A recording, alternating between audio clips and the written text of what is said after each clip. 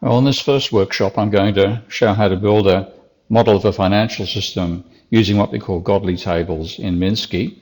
And first of all, therefore, what is Minsky? It's a way to model money, more than just money. It models any dynamic system, but its specific talent is to be able to model the monetary system as well using double entry bookkeeping tables that we call godly tables in honor of Win Godly.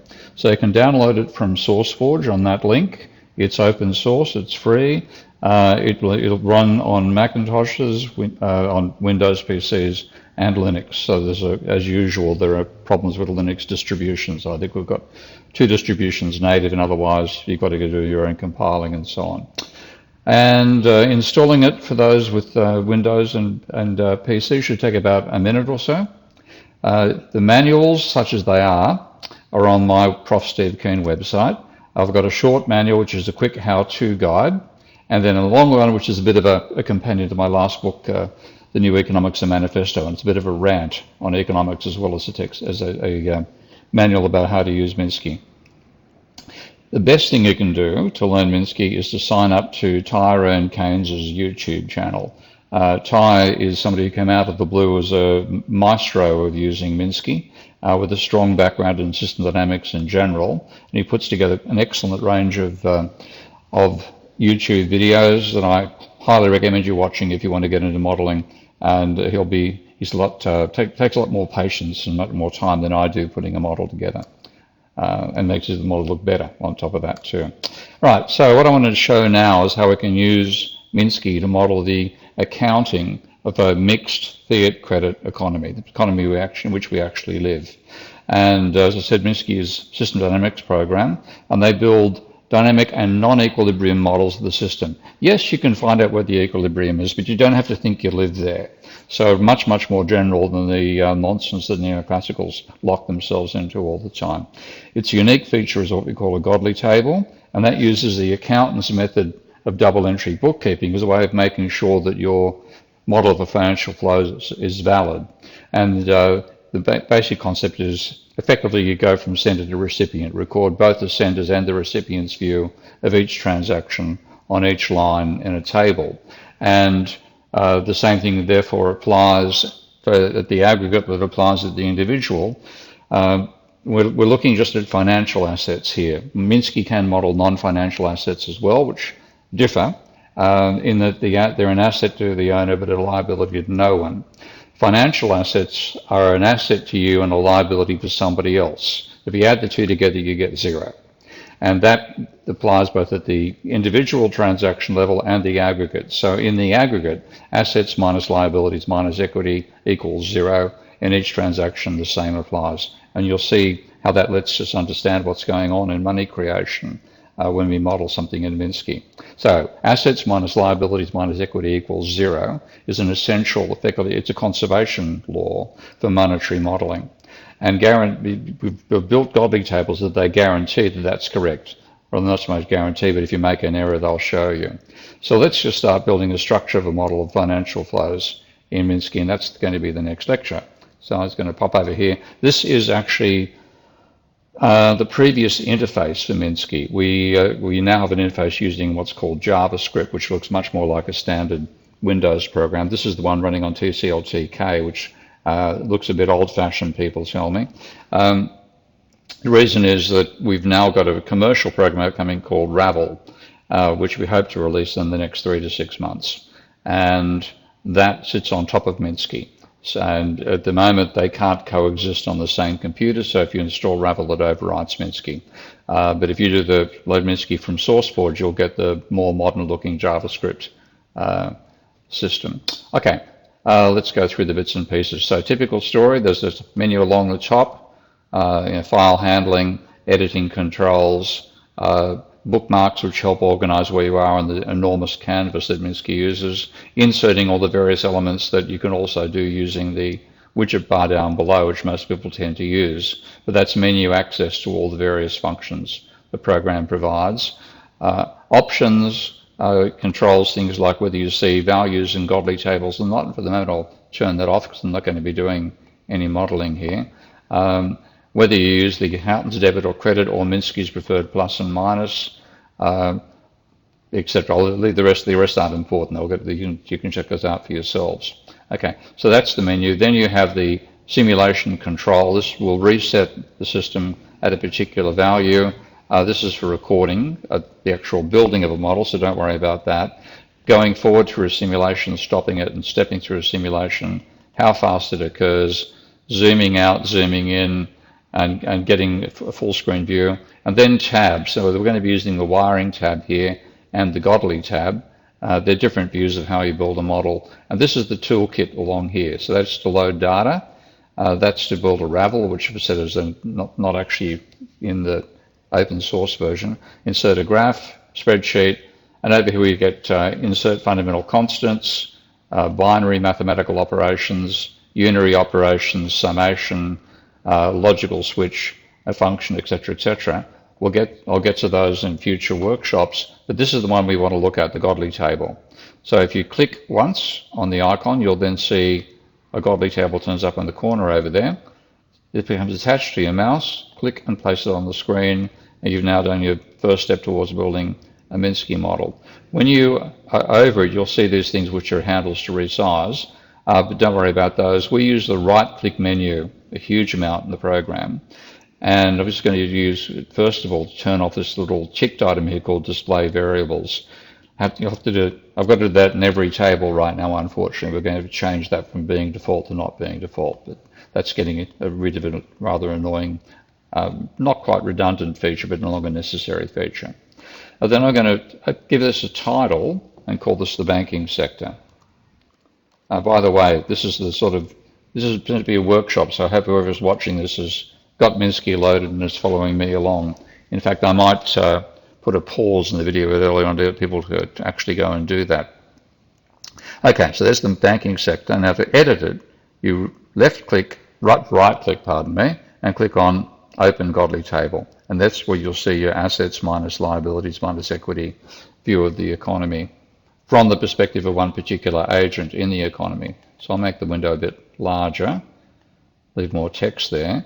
And I'm going to put on the typical assets that the fundamental assets that a banking sector has. So it's got reserves, which are the deposit accounts of the private banks at the central bank.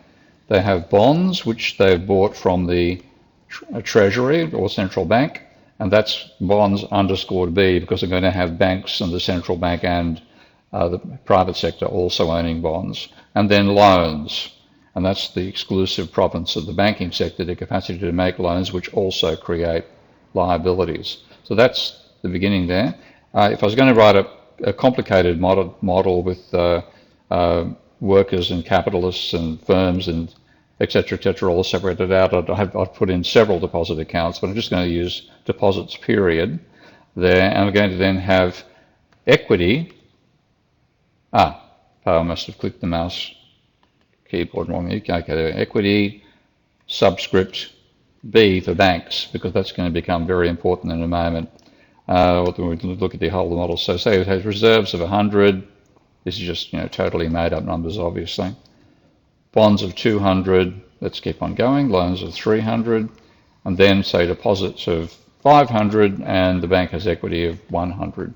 And one important point, just to make at this moment, is that banks must have positive equity. The definition of being bankrupt for a bank is having liabilities which exceed your assets, which gives you negative equity. So the banking sector has to be in positive equity. That means the rest of the economy has to be in negative equity with respect to the banks. Okay? And this sort of rule turns up all the time and helps you clarify whether the government should or should not run a deficit. There's our initial conditions. Now I want to start putting in some operations here. And I'm going to start with the financial sector, the capacity of banks to create money. So bank lending will be the first row I put in here. And that will be the flow that I'm going to call lend, meaning lend dollars per. I'll call it, no, actually I'll stick with separating lending and repayment out. So I'll call it lend.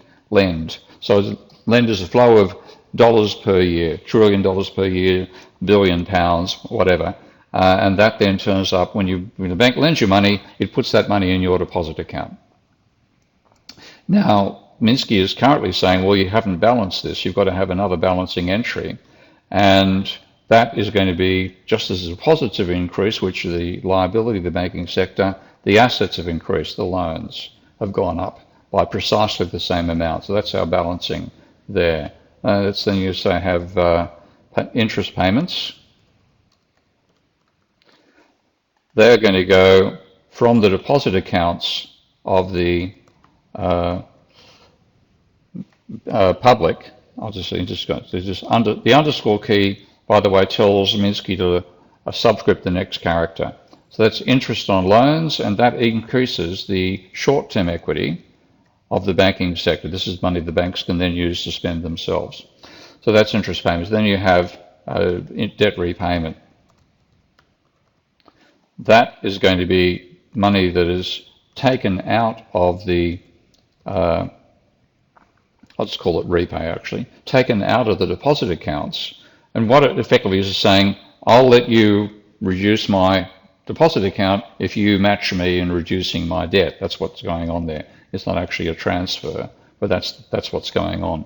So that's the basics of how banks create money. If the flow of lend per year is greater than the flow of repay per year, the banks will be creating money because what's happened is they've increased their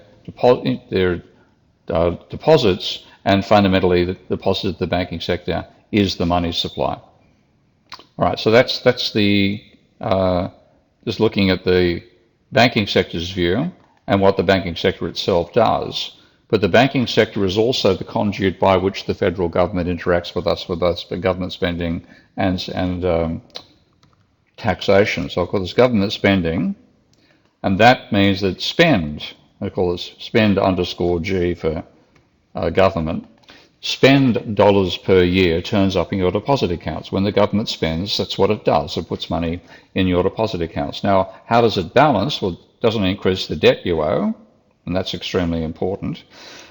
It doesn't increase the bonds the banks own, it increases the reserves. So it's done by crediting the reserve accounts of the banks, the private banks at the central bank, because they, along with the government, share bank accounts at the central bank. So spend underscore G, and that is now balanced. So government spending increases the money in supply in the private sector, which is something that is missed out by most people who are so worried about government spending more than they take back in taxation. So now we have taxation, and that is the opposite. That is the deduction.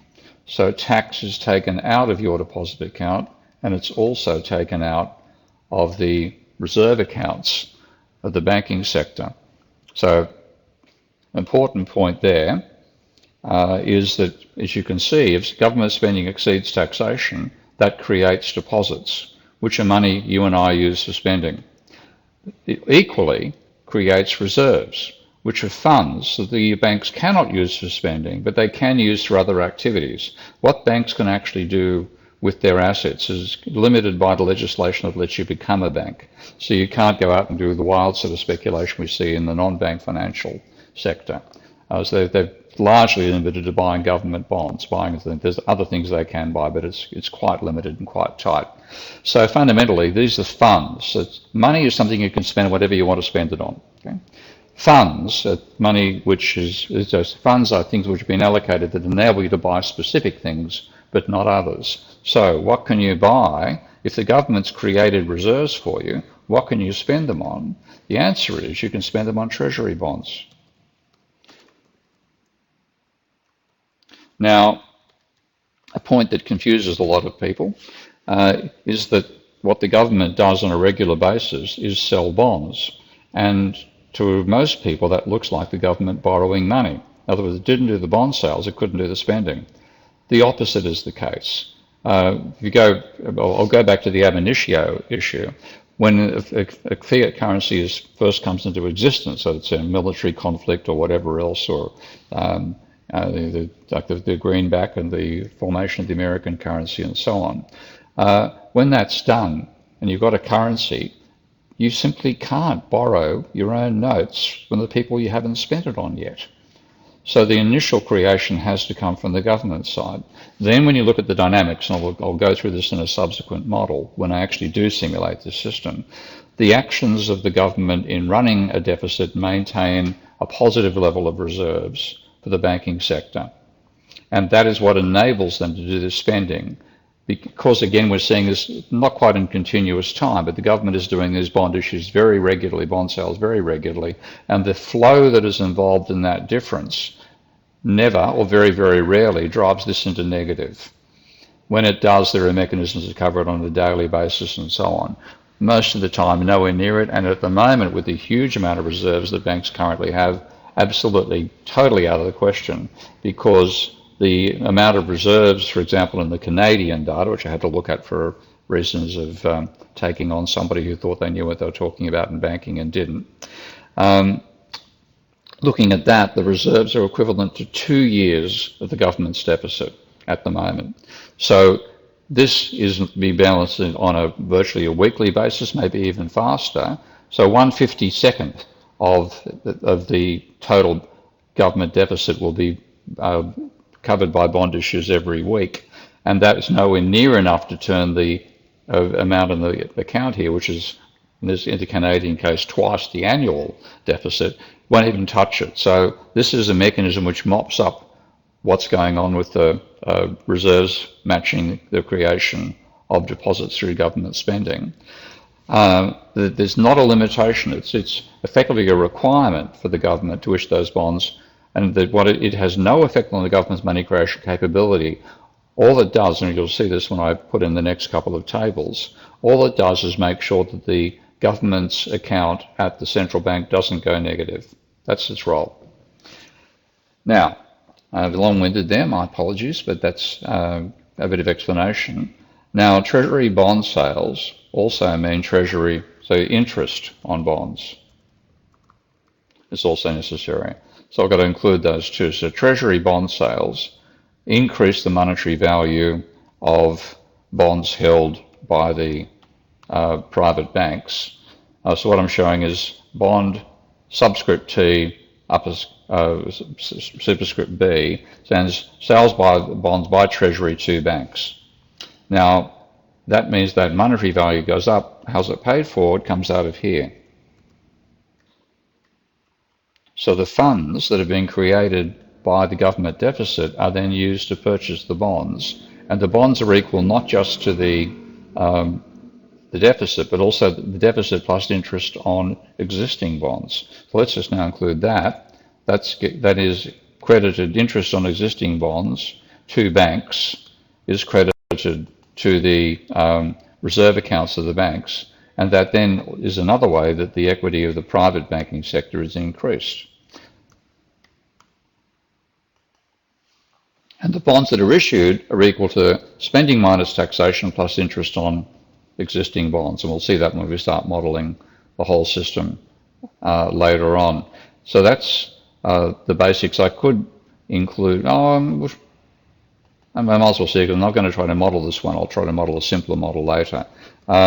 Banks sell, so bond sales to non-banks.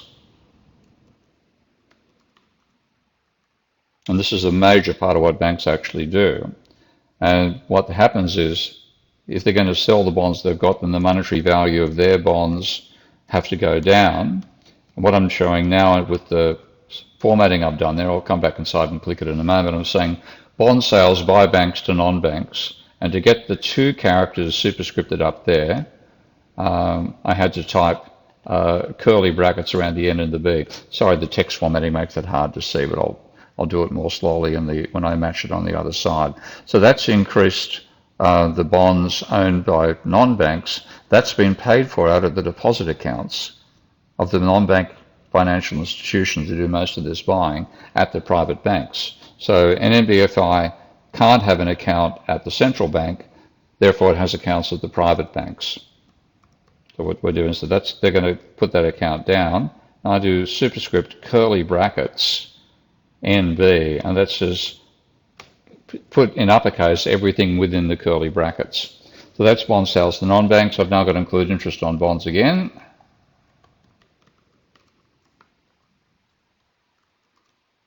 pardon me, to NBs. Okay, and that is going to credit the deposit accounts. So the reason the non-banks have purchased the bonds is to gain the interest income as well as, of course, speculative trading. That's interest to actually, I'll better make that follow the same sequence. So interest on bonds. So pardon me, I've got to go back and edit that line a bit. Interest on bonds to non-banks. So this is just trying to follow some sort of standard in how I lay these things out. Okay, now we have interest, subscript B, superscript, curly brackets, NB, close curly brackets, boom. Okay, so that's now pretty much covered everything. Oh, except I haven't got any spending by the financial sector. So, of course, the banks spend, they pay wages, they pay for the habits of their staff, etc., etc. I'm just going to have, say, spend by banks, which is going to be a flow that goes into deposit accounts. So that now gives me a closed model in the sense that there are inflows and outflows out of each column. You'll notice the inflows are in red, the in blue, and in black, the outflows are in red. When there's something that's on the liabilities and equity side, there'll be a minus and a plus. When there's something on the assets in the one row, when there's something on the assets and liability side, it'll be either only plus or only negative. And that's the essential point in terms of the creation of money by banks as well. To increase the amount of money in existence, you have to fundamentally increase the liabilities of the banking sector. To increase those, you have to also increase the assets. So that the creation of assets by the banking sector that creates and expands the money supply, but from the point of view of the private banking sector. Okay, that's fairly complete, but we ain't finished yet, because what Minsky can also do is let you look at the banking sector from the point of view of other sectors as well. So let's now just take a look at the public, just to do this, probably the simplest one here. This is now going to be the accounts of the private sector, which of course deposits of the asset they have. Liability is loans, and we now have the equity, I'll call it NB, no, I'll call it public, P for public. And now with the numbers I've put in there so far, of course I've got them having deposits as one asset, but I've made it possible for bonds to be owned by non-banks.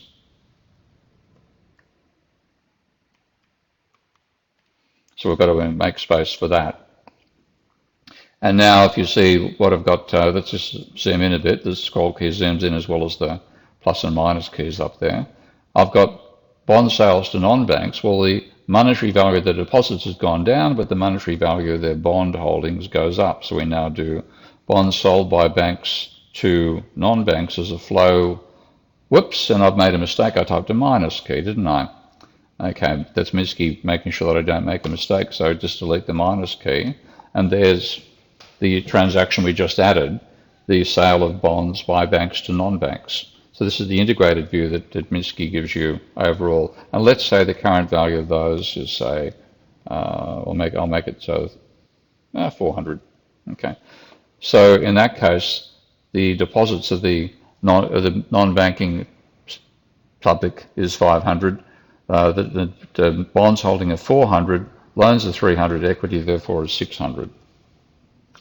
And now we have to put the other operations in here, and in this case, interest on bonds paid to non-banks increases the equity of the public.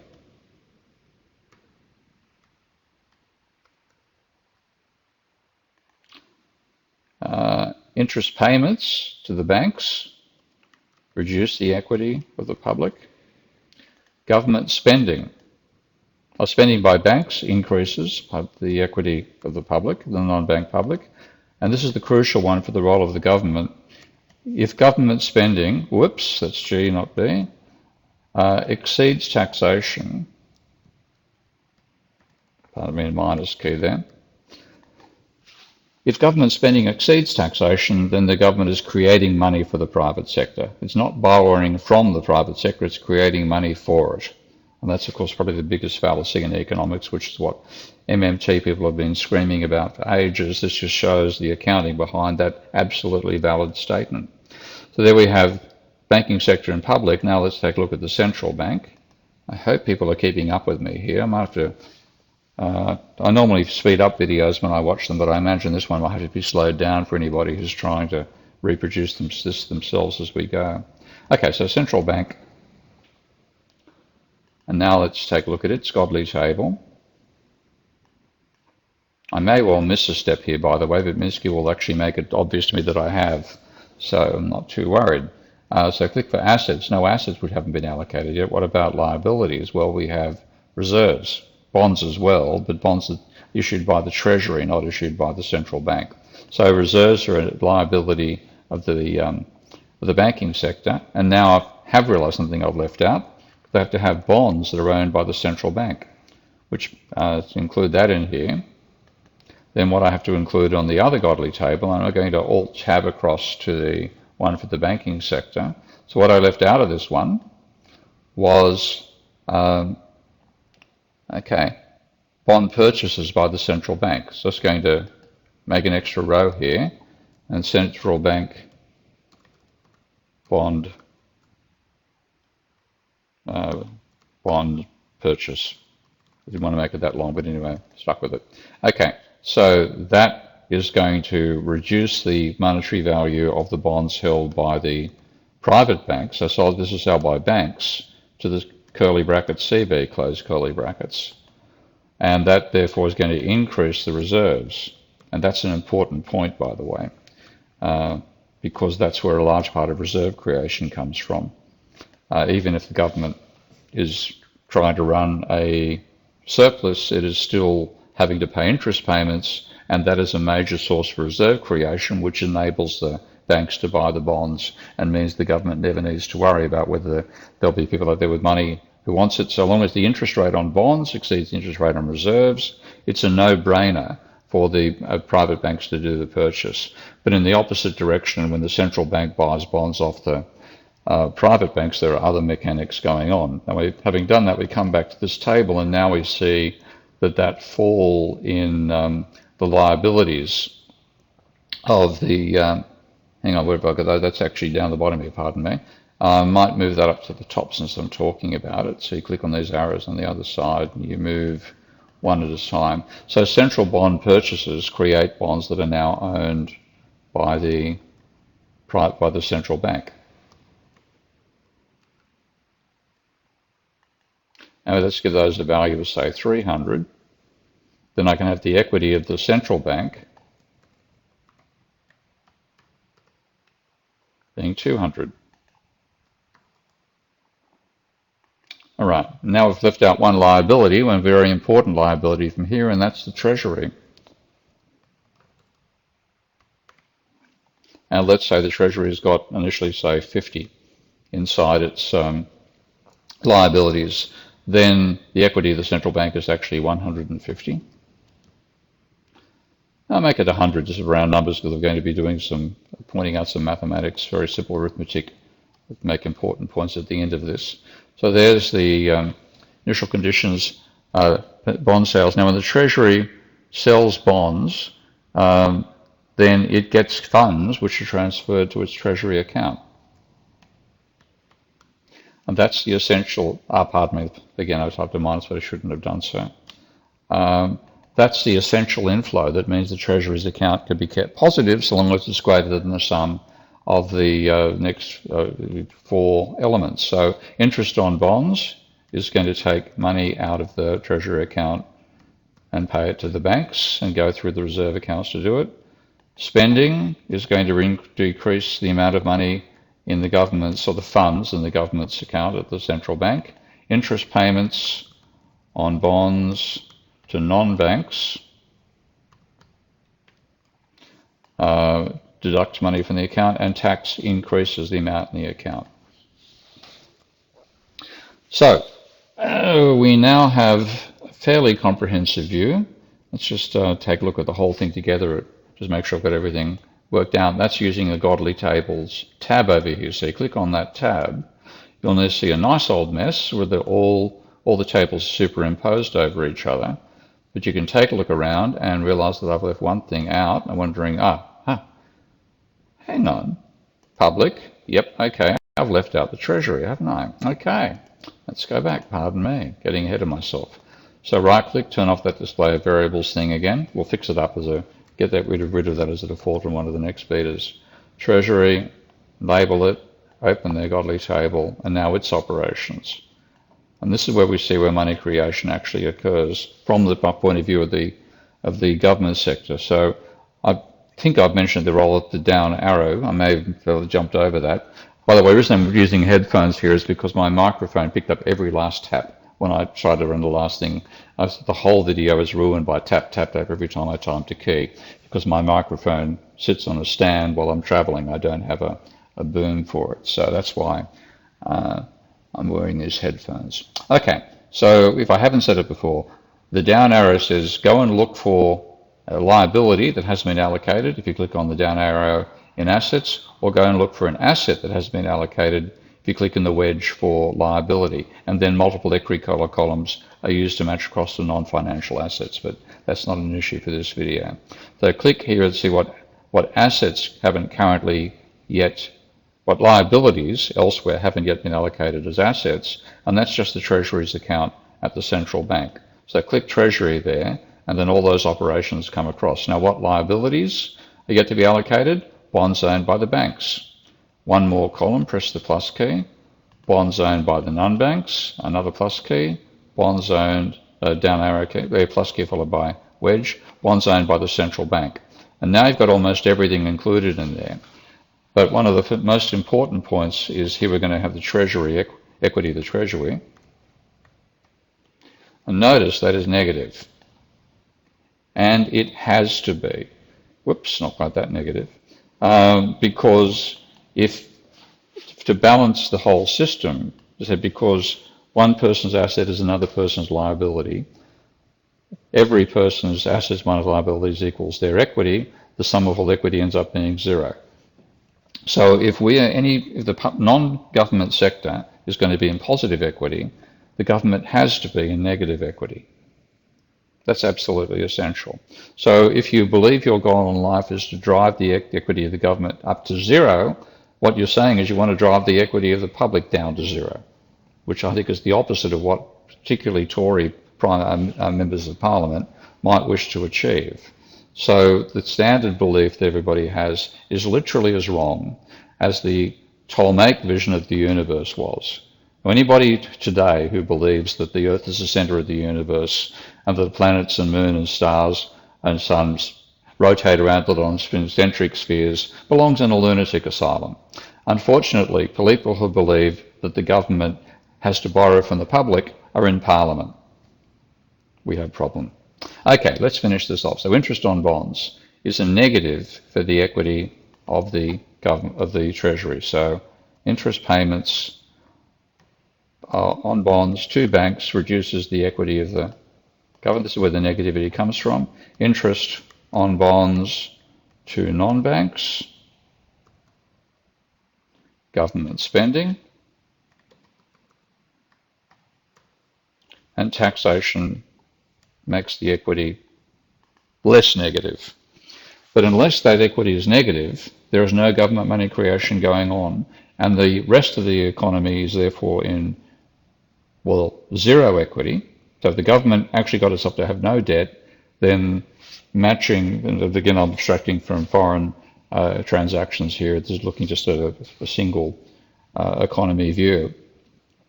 But if the government got its equity to zero, all the money in the economy would be credit-created money. The equity of the government would be zero. The equity of the non-government would be zero. Because the banking sector must be in positive equity, the non-bank public would be in negative equity.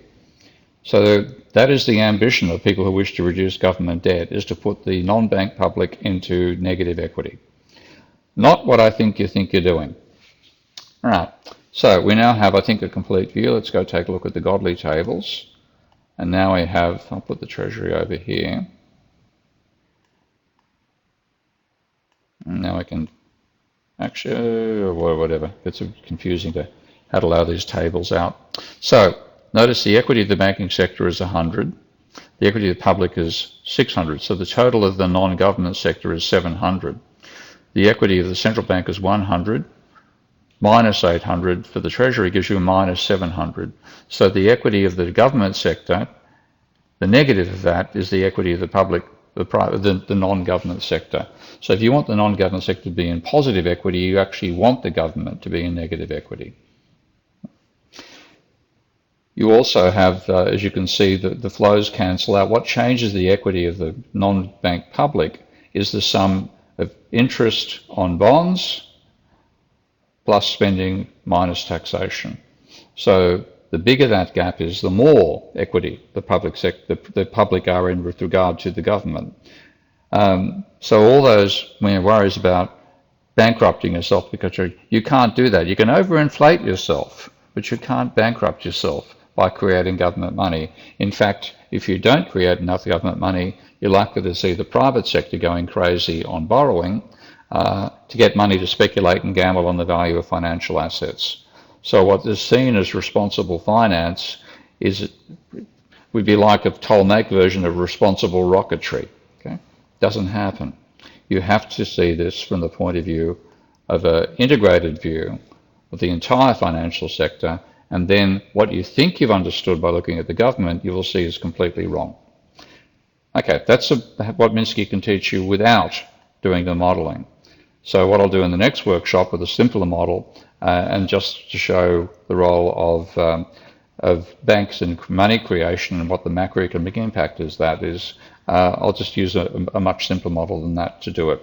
But that is without even doing the modeling. You can learn a huge amount from Minsky, and I wish people who are involved in arguing about money would download Minsky and start arguing and check their logic, just in case they make a mistake. So that's just going to be, that's a mixed credit fiat economy. Let's call it, that'll do. I'm going to do other models later. Okay, so that's the first one. Next workshop, I'll release in a couple of days' time.